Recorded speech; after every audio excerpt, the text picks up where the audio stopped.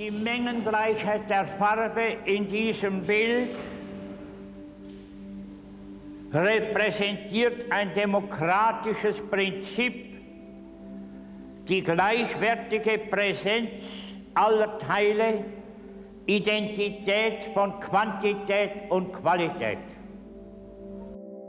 Richard Paul Lohse nasce nel 1902 a Zurigo, ha una gioventù abbastanza difficile con difficoltà economiche perché il padre muore giovane, quindi lui si trova solo con la mamma.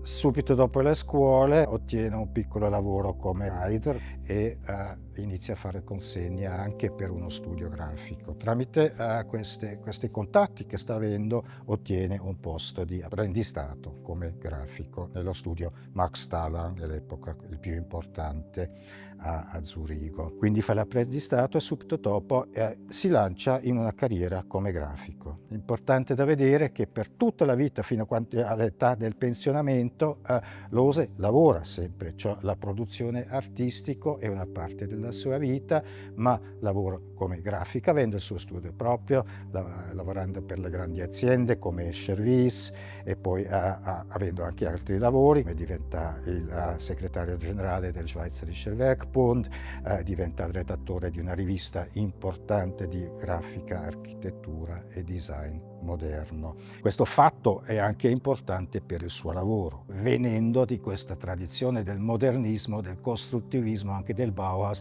è tutto un'unità. Quindi l'arte libera non si separa del lavoro come designer, come di architetto, di grafica, perché è l'unità del pensiero, del concetto, della costruzione che ci riporta ovviamente agli inizi, ai radici artistici di Lohse, che troviamo nel costruttivismo russo, Lissitzky, Rodchenko, eccetera, soprattutto per quanto riguarda anche l'engagement sociale politico che sempre va in parallelo con la produzione artistica.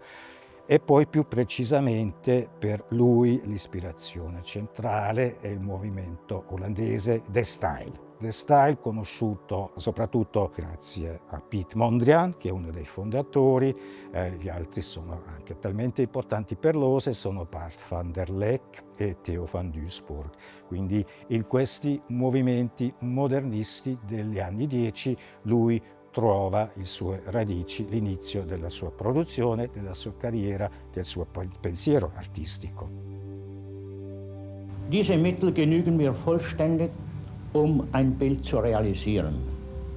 Primär soll der Betrachter den Vorgang der Bildschöpfung nachempfinden können. Es scheint mir, dass eine wichtige Aufgabe der Kunst darin besteht, den Menschen pädagogisch zu formen. La mostra presenta oltre 50 opere che abbracciano i 4 decenni fondamentali della produzione pittorica di Lohse, dagli anni 40 fino alla sua scomparsa nel 1988, senza tuttavia seguire lo sviluppo cronologico lineare caratteristico della tradizionale retrospettiva. Abbiamo immaginato il percorso espositivo come un viaggio. La prima sala in particolare ha un ritmo e una struttura differente dalle altre e mostra disegni, schizzi e dipinti in modo da raccontare il metodo unico di Lohse.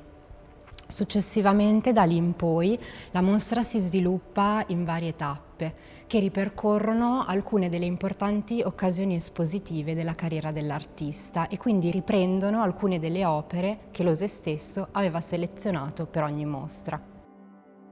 Al cuore della mostra si trova l'impresa pittorica principale di Lohse, ovvero le 3 grandi variazioni che l'artista, ormai ottantenne, realizza nel 1982 per la Documenta 7 di Kassel.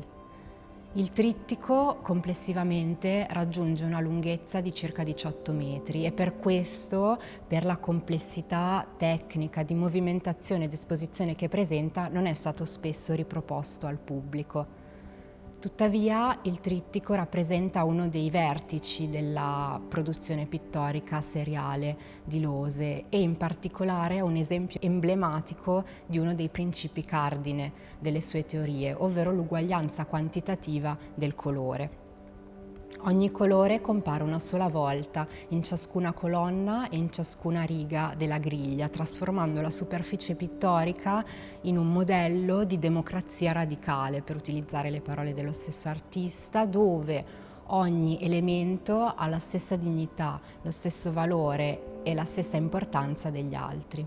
Lose non è stato solo grafico e artista, ma anche intellettuale impegnato.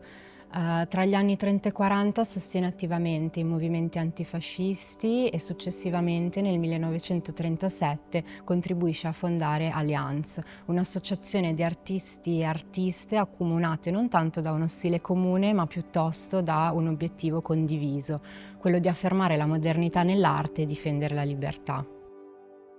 Oltre la razionalità e l'estremo rigore che caratterizza il metodo di Lose, ciò che colpisce entrando in mostra è la freschezza e la forza espressiva del colore, che insieme alla portata politica utopica dell'arte dell'artista è quello che la rende ancora attuale. È importante di vedere che per Lose il suo metodo artistico per lui rappresenta anche un principio più ampio, più generale, più centrale per l'età moderna, per il XX secolo, cioè la produzione in serie, in moduli, in elementi strutturalmente simili che possono poi essere composti a entità, unità più grandi.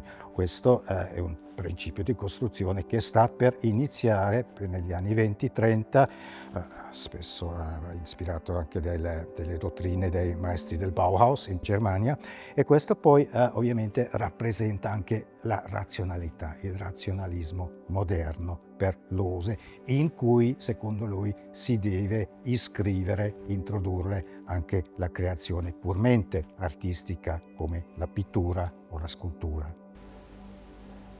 Obwohl die seriellen Ordnungen eine reale Analogie zu den Strukturen dieser Epoche darstellen, sind diese durch ihren Modellcharakter der kritische Ausdruck zu dieser Gesellschaft in dieser Epoche.